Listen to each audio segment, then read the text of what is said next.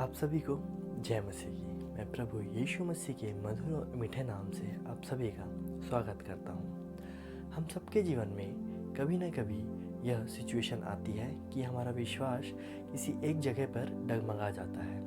कभी हमें यह लगने लगता है कि क्या हमारे जीवन में ये हो पाएगा। अगर ऐसा सवाल हमारे जीवन में आता है तो हमें यह निश्चय करना है कि परमेश्वर पर हमारा विश्वास हमेशा दृढ़ रहे, क्योंकि विश्वास पहली सीढ़ी है जिससे हम उद्धार पा सकते हैं। आपके स्क्रीन पर एक वचन आ रहा है, मैं उसे पढ़ना चाहता हूँ। इब्रानियों 10 का 38, पर मेरा धर्मी जन विश्वास से जीवित रहेगा। इस वचन को अगर हम पढ़ते हैं तो सबसे पहले हमारे दिमाग में यह क्लिक आता है कि जीवित रहने के लिए, मतलब आत्मिक तौर पर जीवित रहने के लिए हमें परमेश्वर पर विश्वास करना कितना ज़्यादा ज़रूरी है, क्योंकि विश्वास से ही धर्मी जन जीवित रह सकता है।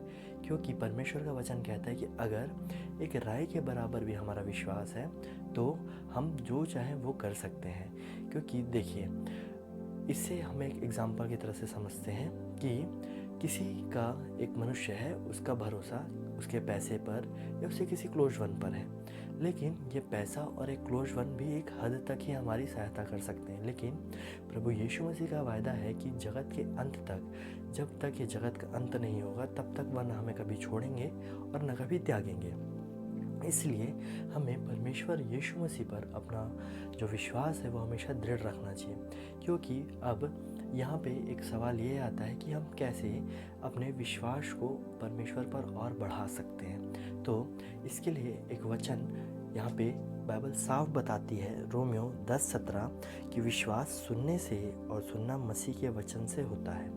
आज बहुत सारे ऐसे लोग हैं जिन लोग अपनी निजी ज़िंदगी के चक्कर में परमेश्वर को समय देना कम कर दिए हैं, जिसके वजह से हम वचन पढ़ना और वचन सुनना, यह दोनों भी हमारे जीवन से कम होता जा रहा है, जिसके वजह से हमारा विश्वास डगमगाता है। क्योंकि परमेश्वर का वचन साफ कहता है कि विश्वास सुनने से और सुनना मसीह के वचन से ही हो सकता है। इसलिए आज हम अपने जीवन को वापस पहले सा प्रेम जो परमेश्वर ने हमसे किया है उसके साथ, परमेश्वर के साथ आगे बढ़ सके। क्योंकि परमेश्वर पर विश्वास करने से लिए हमें ये बेनिफिट मिलता है कि हम सारी परीक्षाओं में, क्लेश में और जो भी संकट हमारे जीवन में है, क्योंकि मसीह जीवन बिल्कुल भी आसान नहीं होता।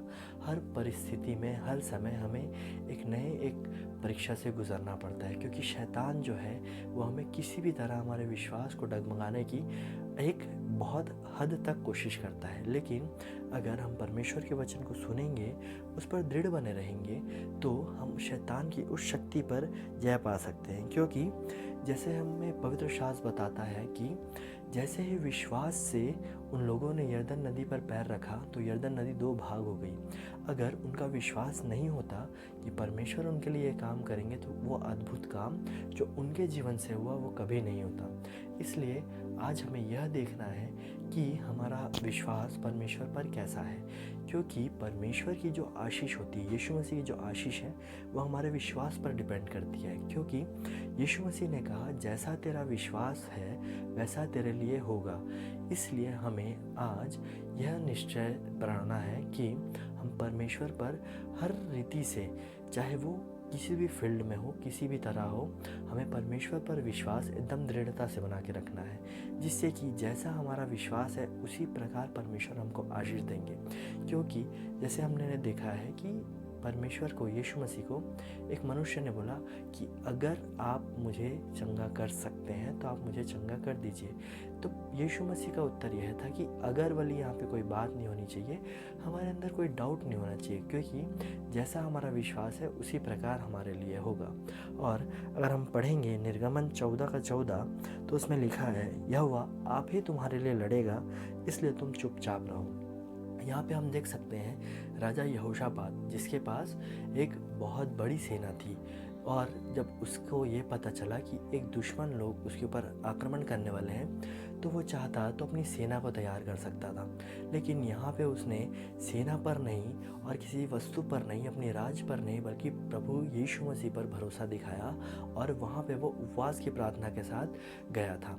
यह घटना हमें ये बताती है कि कैसे हम विश्वास से परमेश्वर के साथ चल सकते हैं, जिससे हमारे विश्वास के कारण परमेश्वर हमारी लड़ाइयों को लड़ेंगे।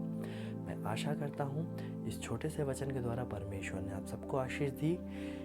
आप सभी हमारे लिए, हमारी मिनिस्ट्री के लिए प्रार्थना करें कि हम निरंतर ऐसे वीडियो को आपके बीच में ला सकें, जिससे आप निरंतर इस वचनों को सुन सकें, क्योंकि परमेश्वर का वचन कहता है प्रकाशित वाक्य 1:3 में, क्या ही धन्य है वह मनुष्य जो इस भविष्यवाणी की पुस्तक को पढ़ता है, इसे सुनता है और इस पर चलता है। हाँ, आज हम यह निश्चय करें कि हम परमेश्वर पर विश्वास बना के रखें कि जिस प्रकार से हमारा विश्वास है परमेश्वर के ऊपर, उसी प्रकार से परमेश्वर हमें आशीष दे। आप सभी को जय मसीह की।